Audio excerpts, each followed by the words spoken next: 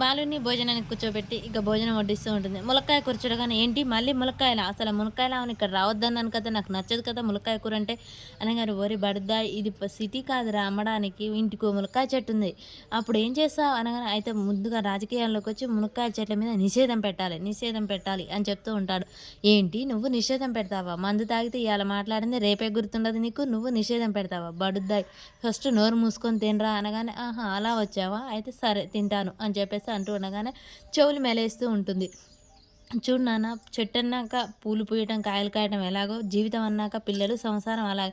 చెప్పవే చెప్పు. ఇక కూరలో ఉప్పు ఎలాగో, చారులో తాలింపు ఎలాగా అన్నీ చెప్పు అని చెప్పేసి అనగానే మీన నవ్వుతూ ఉంటుంది. ఏంటి నవ్వుతున్నావు కదా? నవ్వొస్తున్నా నవ్వు ఆపుకుంటున్నావు కదా? నవ్వు నవ్వు.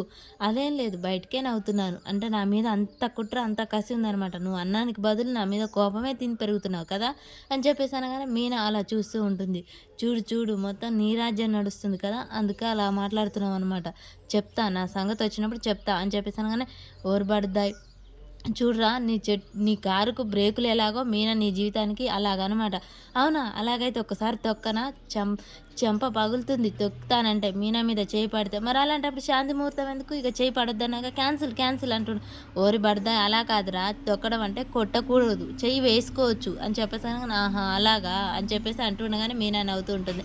ఇక సాయంత్రానికైతే శోభనానికి చాలా పూలు తెచ్చి డెకరేషన్ చేస్తూ ఉంటారు. మీనా ఆ పూలన్నీ చూసి, "పిన్ని ఇన్ని పూలెందుకు తెస్తారు అసలు శోభనానికి" అని చెప్పేసి అడుగుతూ ఉంటుంది.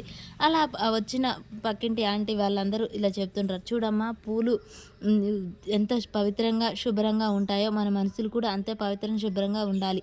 అలా అని పూలతో మీరు అందరినీ మర్చిపోయి, ఆ పూల వాసనలో మీరు భార్యాభర్తలు మాత్రమే మనసు విప్పి అన్నీ మాట్లాడుకొని ఒకటి కావాలి. కాబట్టి అందుకే పూలు ఎంత ఎక్కువగా ఉంటే అంత మంచిది అని శోభనానికి అలా తెస్తారు" అని చెప్పేసి పిన్నిగారు అలా చెప్తూ ఉంటారు. మీనా ఆ మాటలు విని, "పిన్నిగారు మీరు అలా అంటుంటే నాకు చాలా సిగ్గైతుంది" అని చెప్పేసి మీనా అంటూ ఉంటుంది. "ఒసి నీ సిగ్గు దొంగల దోల ఇప్పుడే దాచుకోవే కొంచెం అబ్బాయి కోసం కూడా ఉంచు" అని చెప్పేసి మీనాని ఏలాకోలం చేస్తూ ఉంటారు. ఇక ఒక పక్క బాలు అయితే బయటకు వెళ్ళి అసలు నా జీవితం ఏం జరుగుతుందో నాకు అర్థం కావట్లేదురా! ఈ శోభనమే నాకిష్టం లేదు. కానీ మా బామ్మ బలవంతం పెడుతుంది. ఏం చేయాలో నాకు అర్థం కావట్లేదురా! అని చెప్పేసి ఫ్రెండ్స్‌కి చెప్తూ ఉంటాడు బాలు.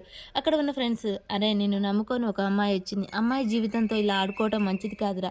పాపం తలుగుతుంది. నిన్ను నమ్ముకున్న అమ్మాయికి న్యాయం చేయాలి. కాబట్టి నువ్వు వెళ్ళురా మామ. మీ బామ్మ చెప్పినట్టు విను. నీ జీవితం కొత్తగా ఓపెన్ చేసుకో ఈరోజు.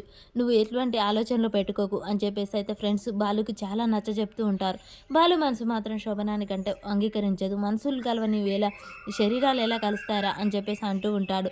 ఇక మరి బాలు మీనాని ఒప్పించి బాలు ఒప్పుకుంటాడా శోభనానికి? ఈరోజు కూడా మళ్ళీ శోభనం జరగకుండా చేస్తాడా?